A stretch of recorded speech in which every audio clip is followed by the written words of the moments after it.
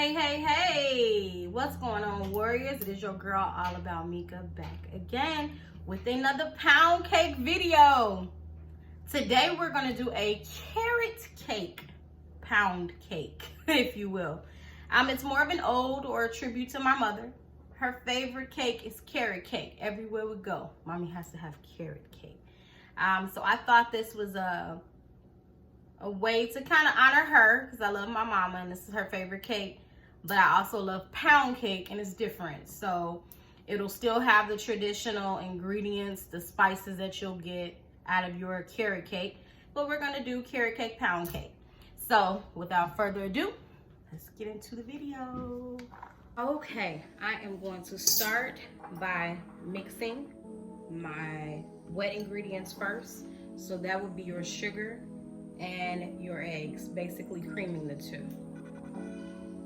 This is 2 cups of regular sugar,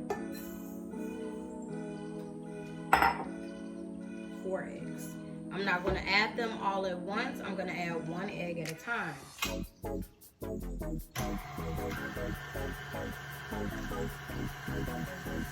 Until I can see it start getting well incorporated. With a pound cake, you got to be gentle.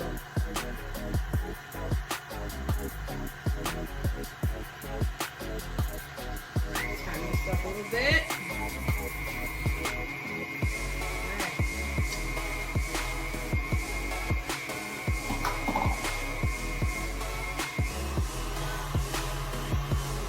Let's now mix well.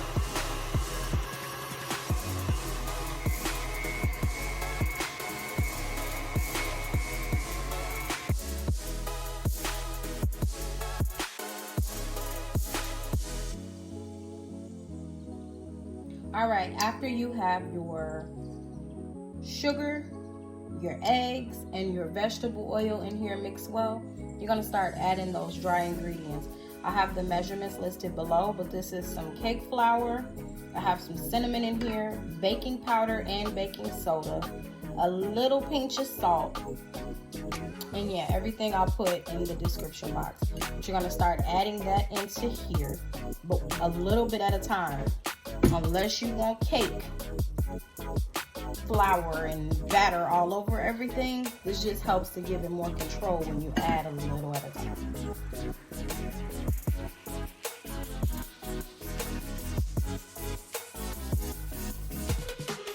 Now, this is how we're looking after we have our flour, our dry ingredients all mixed in. That cinnamon is what's giving it that nice, beautiful peanut butter color. Just a word of advice, always scrape your bowl down, even during the mixing process, so you can have, and make sure everything's incorporated. You work hard, you pay all that money for your ingredients, you want to use everything that's up in here. Also, you want to make sure you kind of fold a little bit to make sure everything at the bottom of the bowl is not missed. That looks so good. All right. Next thing goes our carrots.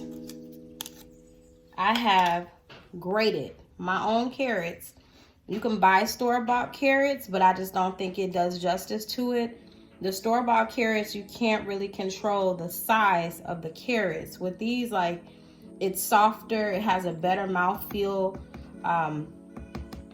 Those carrots in the store could sometimes be dry, larger, so just grade your own. This is 2.5 cups, and it probably, I'll say it was like 3 large carrots that I basically grated down. So you want to get those in there.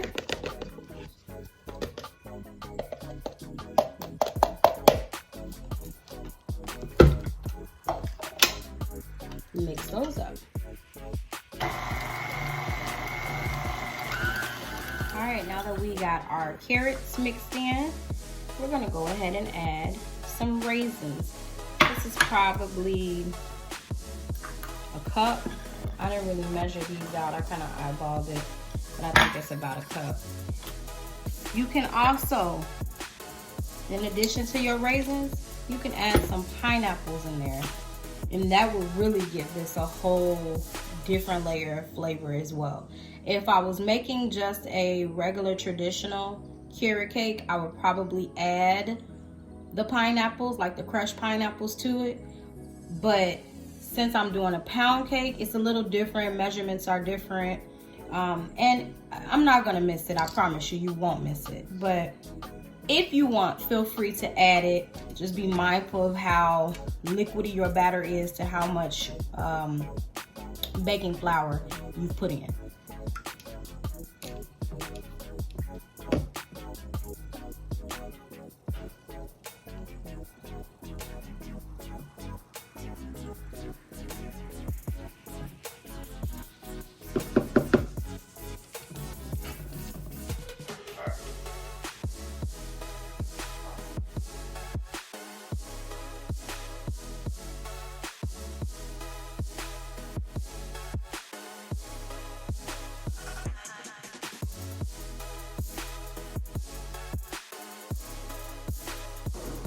In this clip, you'll see me making up the cream cheese frosting.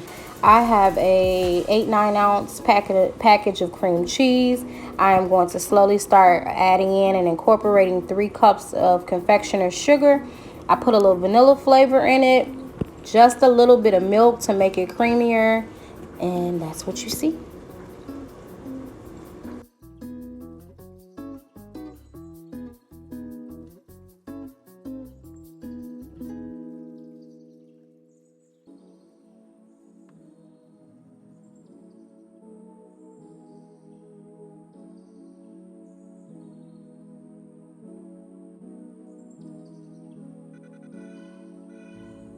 All right, so this is now your desired consistency for your cream cheese frosting. It is enough to where it is spreadable. It'll go ahead and spread right and fall over that cake just so. It's not too thick, it's not too thin. This is what we're looking for. You need to get some chopped pecans, whatever brand of your liking. And I'm gonna roast some of these. I'm gonna put them on a cookie sheet. They're already chopped, so they're perfect size, but if you buy them whole, please chop them so that you can put these on the top layer of the cream cheese frosting. Put a little bit more. And these will just go in the oven. I have this on a 375-degree oven. I'm gonna eyeball it. I'm gonna check it in a few minutes just to see how much is toasting up.